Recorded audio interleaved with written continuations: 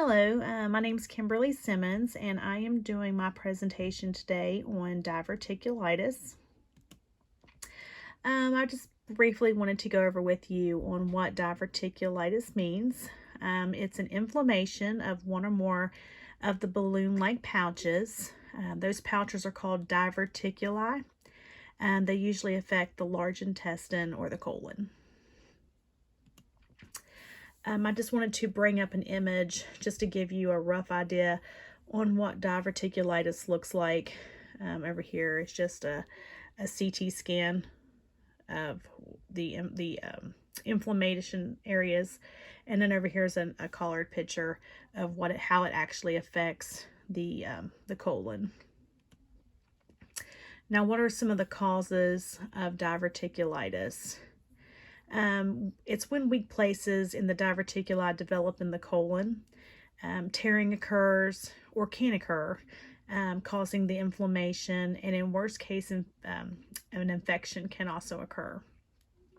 This occurs when the feces or partially digested foods block the opening of the diverticuli. I wanted to just bring up an image, what I mean when I say the diverticuli, and I just wanted to show you, it's these protruding pouches up here. This is the diverticuli, and that's actually called, it happens in diverticulosis. A lot of people don't even know they have those. It typically doesn't even cause any issues until it becomes diverticulitis, and that's the inflammation that you see. You see that they're ruptured, everything is inflamed. Now, how is the body affected by diverticulitis? Things such as abscesses can occur, and that just means it's a localized collection of infection next to the inflamed colon. Abnormal pathways can form, an abnormal pathway meaning fistula, and that forms between the large intestine and the other organ affected, such as the bladder. An example of a fistula between the large intestine and the bladder would be stool in your urine. If you see this, it is a sure sign that you do have a fistula.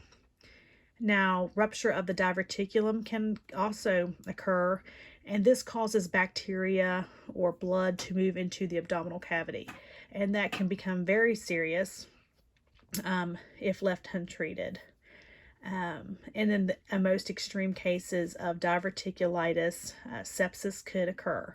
Now, sepsis just means it's an overwhelming body-wide infection. Now, I just wanted to bring up a few risk factors. There are several more of things that could increase your chances of getting diverticulitis. Things such as lack of exercise, being overweight, having a poor diet. If you don't take in enough fiber and you take in a lot of fats, you are definitely increasing your chances of experiencing diverticulitis. Aging, unfortunately, is another factor that can contribute to diverticulitis. Typically, I believe over the age of 40, your chances become much greater. People don't think that smoking would have any kind of, I don't even think they would even associate the two, smoking and diverticulitis, but smoking does also increase your chances of diverticulitis. That concludes my presentation on diverticulitis, but I did just want to briefly just say why I chose this condition. Typically, we have a family member currently right now. He had experienced diverticulitis. He had a severe case of it, to which antibiotics was not treating his abscesses. They also found a pinhole which was leaking air out into the abdominal cavity. He therefore had to have a colostomy put in. The good news is that he does get to have a reversal done, so he won't have, it's not a long-term colostomy. He will have it just short-term. If you have any questions about diverticulitis, please feel free to ask. Again, I just want to thank you for your time. Thank you.